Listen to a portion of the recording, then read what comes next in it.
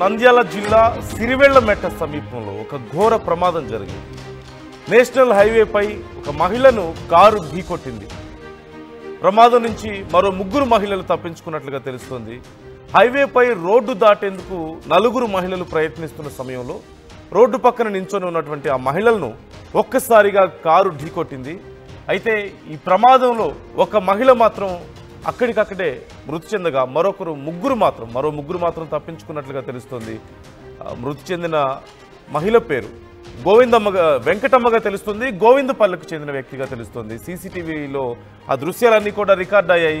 ప్రమాద తీవ్రతతో వెంకటమ్మ మృతదేహం ఒక్కసారిగా ఎగిరిపడ్డటువంటి పరిస్థితి అక్కడ మనకు కనిపిస్తుంది. మనం చూస్తున్నాం, మహిళలు రోడ్డు క్రాస్ చేసేందుకు రోడ్డు పక్కన వెయిట్ చేసి ఉన్నారు. వాళ్ళు రోడ్డు మధ్యలోకి వెళ్ళలేదు, దాటే ప్రయత్నం కూడా ఇంకా చేయలేదు. కానీ ఒక్కసారిగా దూసుకొచ్చిన కారు, అతి వేగంతో దూసుకొచ్చిన కారు ఆ 4 మహిళలు అక్కడ నించొని ఉంటే వారి మీదకి వచ్చేసింది. అందులో ఒక మహిళను డైరెక్ట్గా ఢీకొట్టినటువంటి ఘటన మనం చూస్తున్నాం. ఆ ఘటనతో ఒక్కసారిగా ఆ మహిళ అక్కడికక్కడే ప్రాణాలు కోల్పోయింది. మరొక 3 మహిళలు మాత్రం త్రుటిలో ఈ ప్రమాదం నుంచి తప్పించుకున్నారు. ఖచ్చితంగా ఆ మహిళలు రోడ్డు పక్కన ఉంటే ఆ కారు వాళ్ళ మీదకి దూసుకొచ్చినట్లుగా మనకు కనిపిస్తుంది. ఎంత దారుణమైనటువంటి ఘటన మనం చూస్తున్నాం. ఓవర్ స్పీడింగ్ ఇక్కడ మనకు కనిపిస్తుంది, ల్యాక్ ఆఫ్ కంట్రోల్ కనిపిస్తుంది కారు మీద క్లియర్గా. మహిళలది ఏం తప్పుంది అక్కడ? రోడ్డు పక్కన నించొని ఉన్న మహిళల మీదకు అంత దారుణంగా కారుతో వచ్చి దూసుకొచ్చి వారి ప్రాణాలను తీసినటువంటి ఘటన మనకు కనిపిస్తుంది. అంశానికి సంబంధించి ఫుల్ డీటెయిల్స్ మా ప్రతినిధి హుసేన్ అడిగి తెలుసుకుందాం. హుసేన్, రోడ్డు పక్కన నించొని ఉంటే వాళ్ళ మీదకు ఆ కారు దూసుకొచ్చినట్లుగా మనకు క్లియర్గా కనిపిస్తుంది. మరి ఆ యాక్సిడెంట్ తర్వాత ఆ కారు ఆగిందా? ఆ కారు డ్రైవ్ చేసిన వ్యక్తి ఆగారా? డీటెయిల్స్ ఏంటి?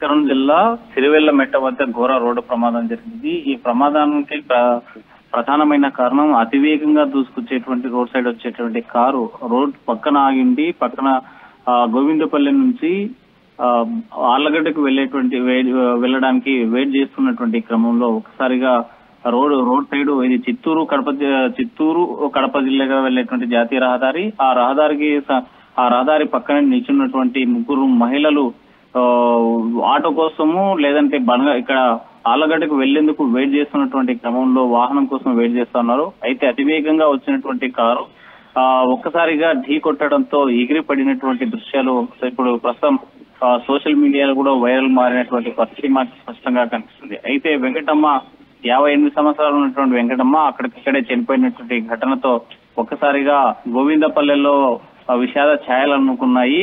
అభం శుభం తెలియని, లేకపోతే రోడ్డు దాటుతూ ఉంటే ఏదైనా ప్రమాదం జరిగిందా అంటే పొరపాటు, నిల్చున్నటువంటి వాళ్ళు ఎవరైతే మహిళలు ఉన్నారో ఆ మహిళలను ఒక్కసారిగా అతివేగంగా వచ్చి కారు ఢీకొట్టడంతోనే ఈ ప్రమాదం జరిగింది. గాల్లో ఎగిరిపడినటువంటి వెంకటమ్మ అక్కడికక్కడే చనిపోయినటువంటి దృశ్యాలు కూడా స్పష్టంగా కనిపిస్తున్నాయి. అయితే విషయం తెలుసుకున్నటువంటి బంధువులు, స్థానికంగా ఉన్నటువంటి పోలీసులు సంఘటనా స్థలానికి చేరుకున్నారు. ఒక్కసారిగా